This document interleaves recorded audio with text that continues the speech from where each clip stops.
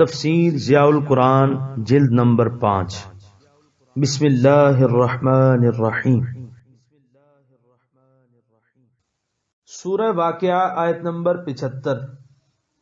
فلا اقسم بمواقع النجوم۔ ترجمہ: پس میں قسم کھاتا ہوں ان جگہوں کی جہاں ستارے ڈوبتے ہیں۔ سورہ واقعہ آیت نمبر 75 کی تفسیر۔ یہاں لا نفی کے لیے نہیں بلکہ تاکید کے لیے زیادہ کیا گیا ہے، جس طرح لِأَلَّا يَعْلَمَ أَهْلُ الْكِتَاب میں لا زائدہ للتاکید ہے۔ اس میں دوسرا قول یہ ہے کہ لام قسم کے لیے ہے، اس میں اشباہ کی وجہ سے الف بڑھ گیا، جیسے اعوذ باللہ من الاقراب۔ مواقع موقع کی جمع ہے۔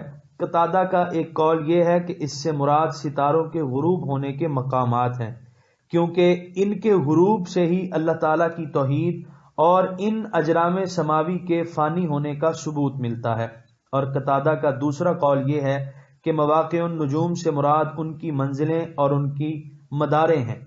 بعض علماء نے مواقع النجوم کی یہ تفسیر بیان کی ہے کہ نجوم سے مراد صحابہ کرام اور مواقع سے مراد ان کی سجدہ گاہیں ہیں، جہاں وہ اپنے رب کے حضور میں سر بسجود رہا کرتے تھے۔ بعض کے نزدیک مواقع سے مراد ان کے مزارات پر انوار ہیں، جہاں وہ جہاد اکبر یا جہاد اصغر میں جام شہادت نوش کرنے کے بعد استراحت فرما ہے۔ ملا جیون رحمت اللہ علیہ اپنی تفسیر احمدی میں لکھتے ہیں: او النجوم نجوم الصحابۃ و مواقعها مساجدهم او مقابرهم۔ علامہ اسماعیل حقی لکھتے ہیں: وقیل النجوم الصحابۃ والعلماء الہادون بعدهم و مواقعهم القبور۔ سورہ واقعہ آیت نمبر 76۔ وَإِنَّهُ لَقَسَمٌ لَوْ تَعْلَمُونَ عَظِيمٌ۔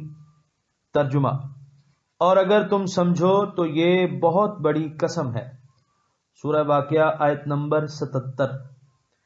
اِنَّهُ لَقُرْآنٌ کریم۔ ترجمہ: بے شک یہ قرآن ہے بڑی عزت والا۔ سورہ واقعہ آیت نمبر 78۔ فی کتاب مکنون۔ ترجمہ: ایک کتاب میں جو محفوظ ہے۔ سورہ واقعہ آیت نمبر 78 کی تفسیر۔ قسم اس بات پر اٹھائی جا رہی ہے کہ یہ کتاب جادو، شعر اور اساطیر کہن نہیں، جیسے کفار گمان کرتے ہیں، بلکہ یہ کتاب کریم ہے۔ اسے کریم کہنے کی متعدد وجوہات ہیں۔ کریم عند اللہ، یعنی اللہ تعالیٰ کی جناب میں یہ بڑی مکرم و معظم ہے۔ یہ کریم ہے کیونکہ یہ مکارم اخلاق کی طرف رہنمائی کرتی ہے، اعلیٰ مقاصد کی رغبت دلاتی ہے اور پسندیدہ افعال پر اکساتی ہے۔ یہ کریم ہے کیونکہ یہ رب کریم کی طرف سے اتری ہے، کرامت والے فرشتے اسے لے کر نازل ہوئے ہیں اور اکرم الخلق پر نازل ہوئی ہے۔ کتاب مکنون یعنی لوح محفوظ۔ سورہ واقعہ آیت نمبر 79۔ لا یمسہ الا المطہرون۔ ترجمہ: اس کو نہیں چھوتے مگر وہی جو پاک ہیں۔ سورہ واقعہ آیت نمبر 79 کی تفسیر۔ یہاں لا اگرچہ نافیہ ہے لیکن نہیں کے معنی میں مستعمل ہوا ہے۔ اس عزت والی کتاب کو طہارت کی حالت میں ہی چھونا چاہیے۔ فقہ کا مسئلہ یہ ہے کہ جنبی، حائضہ اور نفاس والی عورت نہ اسے چھو سکتی ہے اور نہ اسے پڑھ سکتی ہے، اور کوئی شخص بے وضو ہو تو پڑھ سکتا ہے لیکن مصحف کو ہاتھ نہیں لگا سکتا۔ البتہ اگر اس کے اوپر کوئی غلاف ہے تو پھر ہاتھ لگا سکتا ہے۔ اس کا دوسرا مفہوم یہ بھی ہے کہ اس کے لطائف و معارف، اسرار و رموز اور شاہد معنی تک رسائی کی سعادت ہر کسی کو نہیں بخشی جاتی، بلکہ یہ صرف ان نفوس قدسیہ کا حصہ ہے جن کا ظاہر و باطن، جن کا دل اور ذہن ہر قسم کی آلائشوں سے پاک ہے۔ اس صورت میں لا نفی کا ہوگا۔ سورہ واقعہ آیت نمبر 80۔ تنزیل من رب العالمین۔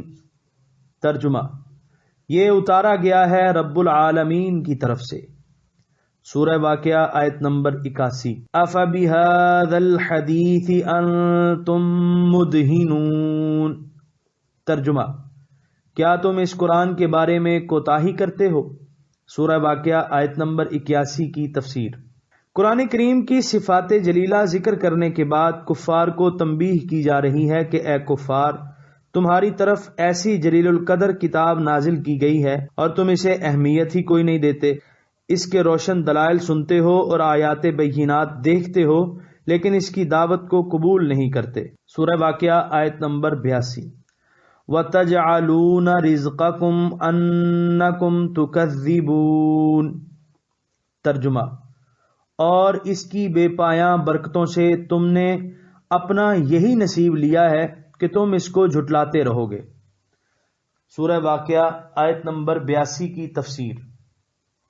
چاہیے تو یہ تھا کہ اس نعمت عظمیٰ سے جی بھر کر فائدہ اٹھاتے، اپنے دلوں کو نور معرفت سے منور کرتے، زندگی کا ہر لمحہ اس کے ارشادات کے مطابق بسر کرتے، لیکن تمہاری بدقسمتی کی کوئی حد نہیں کہ اس احسان عظیم سے تمہیں یہی حصہ ملا کہ تم نے اس کا انکار کر دیا۔ خوش نصیب لوگ اللہ کی رحمت کے خزانوں سے جھولیاں بھر بھر کر لے گئے اور تم کفر و انکار کی دلدل میں پھنسے رہے۔ سورہ واقعہ آیت نمبر 83۔ فلولا اذا بلغت الحلقوم۔ ترجمہ: پس تم کیوں لوٹا نہیں دیتے جب روح حلق تک پہنچ جاتی ہے۔ سورہ واقعہ آیت نمبر 84۔ وَأَنْتُمْ حِينَئِذٍ تَنْظُرُونَ۔ ترجمہ: اور تم اس وقت پاس بیٹھے دیکھ رہے ہوتے ہو۔ سورہ واقعہ آیت نمبر 83 اور 84 کی تفسیر۔ انہیں اپنی قوت اور جوانی، اپنی سلطانی اور دولت کی فراوانی پر بڑا گھمنڈ تھا، اسی لیے تو یہ میرے رسول کی باتوں کو توجہ سے نہیں سنتے اور میرے اس کلام پر ایمان نہیں لاتے، حالانکہ ان کا یہ گھمنڈ سراسر بے جا ہے۔ ذرا وہ بتائیں کہ ان کا اکلوتا بیٹا دم توڑ رہا ہو، وہ خود اس کے پاس بیٹھے ہوں، کیا ان میں یہ کس بل ہے کہ وہ آگے بڑھ کر گلے میں اٹکی ہوئی روح کو بدن میں واپس کر دیں؟ وہ کچھ نہیں کر سکتے۔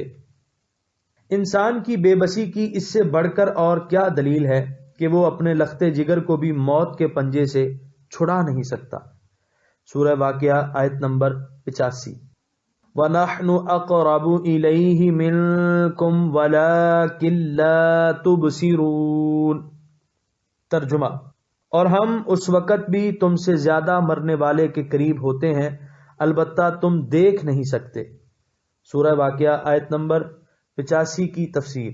اگرچہ تم سرے بالی بیٹھے ہو، اگرچہ تم نے اسے اپنی گود میں اٹھا رکھا ہے، لیکن جو قرب ہمیں اس سے حاصل ہے وہ تمہیں میسر نہیں۔ ہم اپنی قدرت، علم اور رؤیت کے اعتبار سے اس سے بہت زیادہ قریب ہیں، لیکن تم اس قرب کی حقیقت کو سمجھنے سے قاصر ہو۔ سورہ واقعہ آیت نمبر 86۔ فلولا ان کنتم غیر مدینین۔ ترجمہ: پس اگر تم کسی کے پابند حکم نہیں ہو۔ سورہ واقعہ آیت نمبر 87۔ ترجعونها ان کنتم صادقین۔ ترجمہ: تو پھر کیوں نہیں لوٹا دیتے مرنے والے کی روح اگر تم سچے ہو۔ سورہ واقعہ آیت نمبر 87 کی تفسیر۔ آیت میں غیر مدینین کا لفظ غور طلب ہے۔ صاحب لسان العرب لکھتے ہیں یعنی دین کا معنی صرف گندی اور تابع داری ہے۔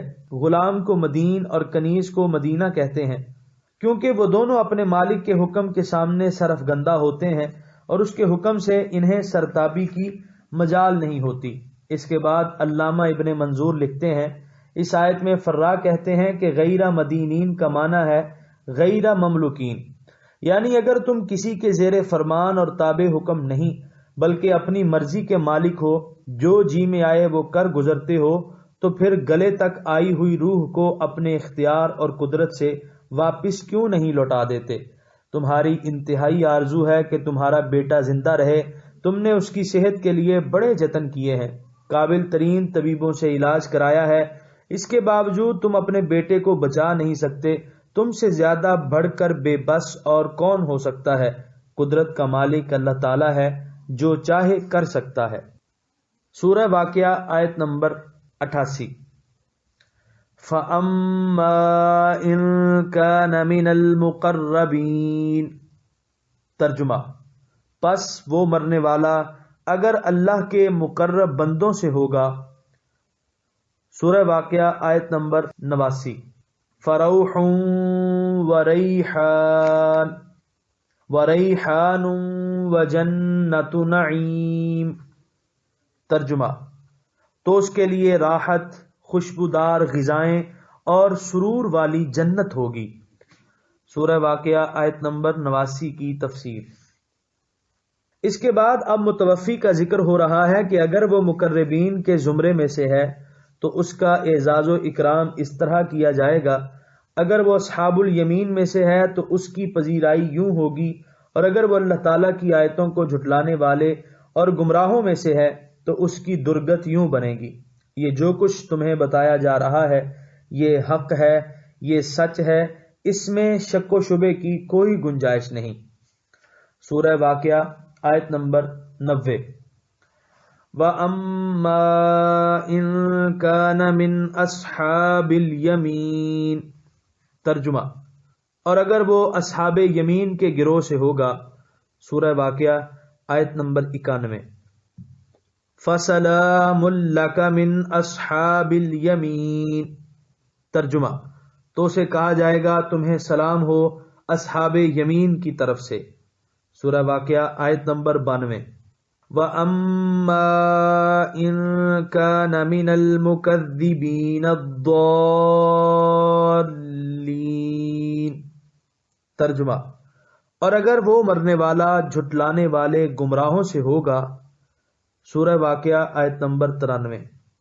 فَنُزُلٌ مِّنْ حَمِيمٍ. ترجمہ: تو اس کی مہمانی کھولتے پانی سے ہوگی. سورہ واقعہ آیت نمبر 94. وَتَصْلِيَةُ جَحِيمٍ. ترجمہ: اور داخل ہونا پڑے گا اسے بھڑکتے دوزخ میں. سورہ واقعہ آیت نمبر 95. إِنَّ هَذَا لَهُوَ حَقُّ الْيَقِينِ. ترجمہ: بے شک جو بیان ہوا یہ یقیناً حق ہے. سورہ واقعہ آیت نمبر 96. فَسَبِّحْ بِاسْمِ رَبِّكَ الْعَظِيمِ. ترجمہ: پاکی بیان کیجئے اپنے رب کے نام کی جو بڑی عظمت والا ہے. سورہ واقعہ آیت نمبر 96 کی تفسیر. اے محبوب، اپنے عظمت والے رب کی پاکی بیان کرو. تو اس کی صفت ربوبیت کا شاہکار ہے. جس طرح اس کی عظمت و کبریائی کا بیان تو کر سکتا ہے اس طرح اور کوئی نہیں کر سکتا. حضرت داؤد علیہ السلام کی تسبیح سن کر تو صرف پرندے اور دشت و جبل اللہ تعالیٰ کی تسبیح کہنے لگتے تھے.